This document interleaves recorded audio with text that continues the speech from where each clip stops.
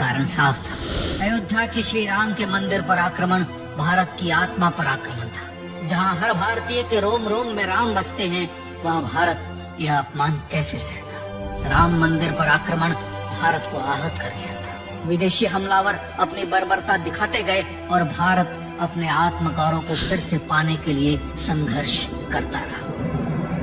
भारत रामलला के जन्म स्थान पर बाबर के नाम पर बने एक ढांचे को देखता और उसे हटाने का संकल्प लेकर शक्ति संजोया करता। हिंदू समाज आत्मसम्मान के रण में डटा रहा और लगातार हमलावरों द्वारा बनाए गए बाबरी ढांचे को हटाने के लिए लड़ता रहा। सरयू कई बार रक्त से लाल हुई। कभी स्थानीय शासकों ने तो कभी साधु संतों और राम भक्तों ने राम जन्मभूमि की मुक्ति के लिए अपने प्राणों की आहुति दी। 74 बार युद्ध हुए। हम कुछ मोर्चे हारे, पर रण जीतने का संकल्प कभी कम नहीं हुआ। हिंदू समाज तलवारों से रक्त रंजित हुआ, पर उसने हार नहीं मानी। उसका संकल्प अजेय। 15 अगस्त 1947 को देश की आजादी के साथ सैकड़ों सालों से चले आ रहे इस संघर्ष में नई ऊर्जा और एक नया मोड़ आया। अचानक 23 दिसंबर 1949 को बाबरी ढांचे में श्री राम लला प्रकट हुए। हजारों राम भक्त दर्शन के लिए उमड़ पड़े। तत्कालीन प्रधानमंत्री पंडित जवाहरलाल नेहरू ने उत्तर प्रदेश सरकार को श्री राम लला को विवादित ढांचे से हटाने का आदेश दिया। उत्तर प्रदेश सरकार ने अयोध्या के कलेक्टर को यह काम दिया और यह निर्देश भी कि जरूरत पड़ने पर वे बल का प्रयोग भी करें। अयोध्या के कलेक्टर ने सरकार को उत्तर दिया कि यह नरसंहार के बिना संभव नहीं है, और फिर भी वह ऐसा चाहती है तो किसी दूसरे कलेक्टर से यह काम करवा ले। परिणाम स्वरूप राम लला की मूर्ति वहीं विराजमान रही। विवादित ढांचे को बंद कर दिया गया।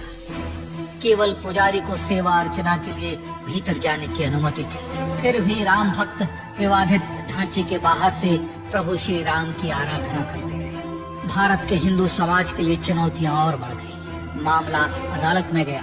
विपक्षी दलों द्वारा अदालत में भगवान श्री राम के अस्तित्व पर सवाल उठाए गए। उनके अयोध्या में ही जन्म लेने का प्रमाण मांगा गया। भारत का जनमानस अब आहत हो उठा था।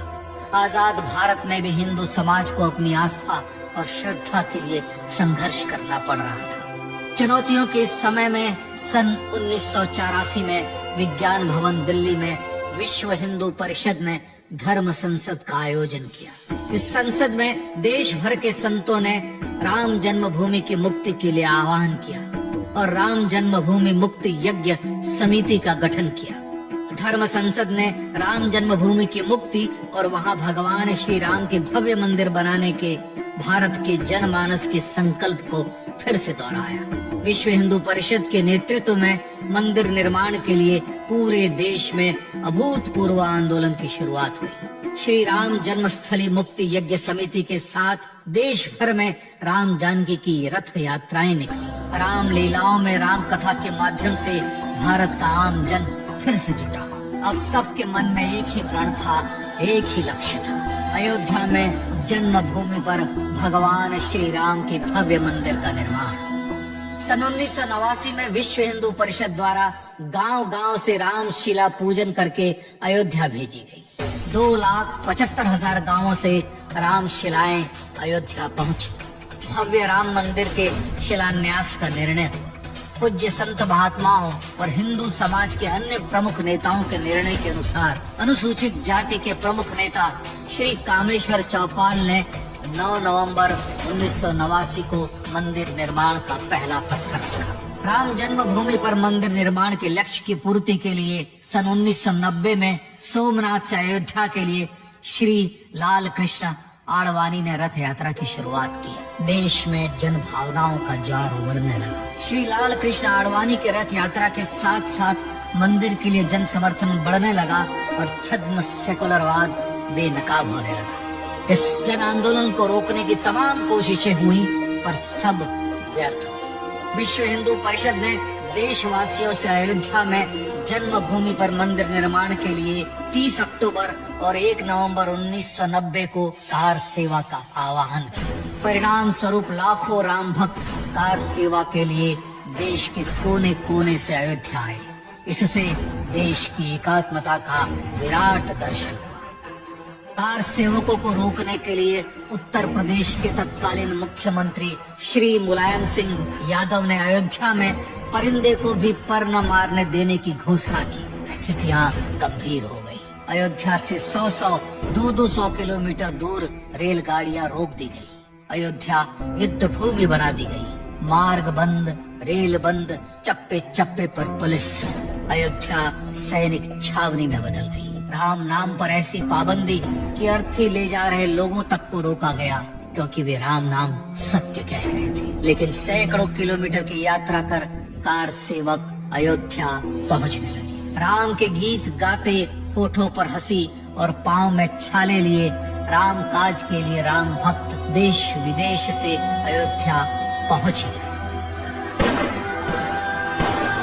कार सेवकों पर गोलियां चली। अनेक कार सेवक शहीद हुए। आजाद भारत में जन्मभूमि पर राम मंदिर के लिए कार सेवकों ने फिर एक बार अपना बलिदान दिया, पर कार सेवकों ने विवादित ढांचे पर भगवा फहरा ही दिया और इस तरह कार सेवा सफल हुई। श्री राम जन्मभूमि आंदोलन ने भारत की सुप्त आत्मा को झकझोर कर जगा दिया।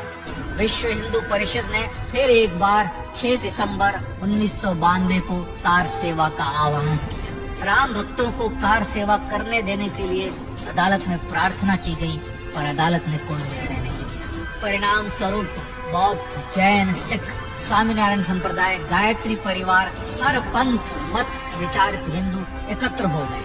छूत अछूत का भेद मिटा, जाति की पहचान मिटी। हम सब हिंदू, हम सब सिंधु बन गए। राम सिंधु में ज्वार उठा और देखते ही देखते 6 दिसंबर 1992 को श्री राम जन्मभूमि से बाबरी ढांचा सदा के लिए हट गया।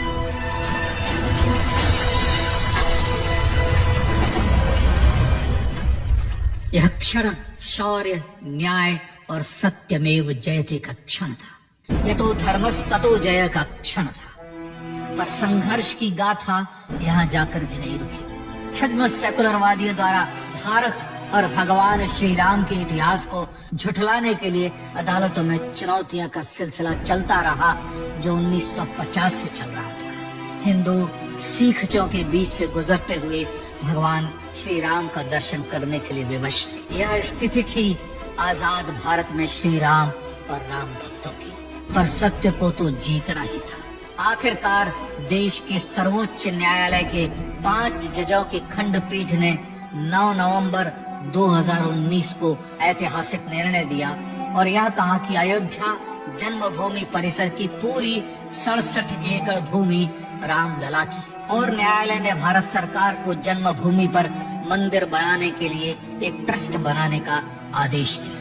सर्वोच्च न्यायालय के आदेश के अनुसार भारत सरकार ने 5 फरवरी 2020 को श्री राम जन्मभूमि तीर्थ क्षेत्र नाम के ट्रस्ट का गठन किया और राम जन्मभूमि न्यास की भूमि जो सरकार द्वारा अधिग्रहित की गई थी, उसे ही नवनिर्मित न्यास को वापस दे दिया गया। 5 अगस्त 2020 को भारत के प्रधानमंत्री श्री नरेंद्र मोदी ने श्री राम जन्मभूमि तीर्थ क्षेत्र के अध्यक्ष पूज्य महंत नृत्य गोपाल दास, राष्ट्रीय स्वयंसेवक संघ के पूज्य सरसंघ चालक डॉक्टर मोहन भागवत एवं उत्तर प्रदेश के मुख्यमंत्री श्री योगी आदित्यनाथ की उपस्थिति में श्री राम जन्मभूमि पर भगवान श्री राम के भव्य मंदिर के लिए भूमि पूजन कर निर्माण कार्य का शुभारंभ किया। इस तरह लगभग 500 वर्षों से राम जन्मभूमि की मुक्ति के संघर्ष का पटाक्षेप हुआ। अपने आत्मसम्मान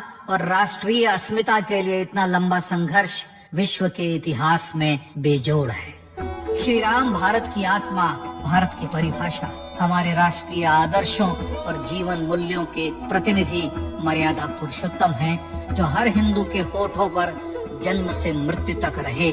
बस यही हर हृदय में प्रार्थना होती है। राम भारतीय राष्ट्रीय स्वाभिमान और आज से तो हिमालय से समुद्र पर्यंत तक जन जन को एकात्मता के बंधन में बांधने वाले रक्षा सूत्र है। अयोध्या स्थित श्री राम जन्मभूमि पर बाबर का हमला वास्तव में भारत के स्वाभिमान और राष्ट्रीयता पर हमला था। प्रधानमंत्री श्री नरेंद्र मोदी द्वारा श्री राम जन्मभूमि पर राम मंदिर का पुनः निर्माण न केवल बाबरी मानसिकता का पराभव है, बल्कि संपन्न, सुखी, सुसंस्कृत, सर्वशक्ति संपन्न स्वराष्ट्र का सूर्योदय भी है। यह उस राम राज्य की दिशा में वह कदम है जिसकी अभिलाषा राज राजेंद्र चोल, कृष्णदेव राय, छत्रपति शिवाजी महाराज से लेकर महात्मा गांधी तक ने की थी। अयोध्या में जन्मभूमि पर भगवान श्री राम का मंदिर न सिर्फ राष्ट्रीय गौरव होगा, बल्कि वह श्री राम के आदर्शों का राष्ट्र मंदिर होगा। अब वह महान संकल्प पूरा होने जा रहा है। आइए इस राम यज्ञ, राष्ट्र यज्ञ में जिन ज्ञात और अज्ञात भारतीयों ने अपनी आत्माहुति दी है, उनका पुण्य स्मरण कर उन्हें श्रद्धांजलि दी।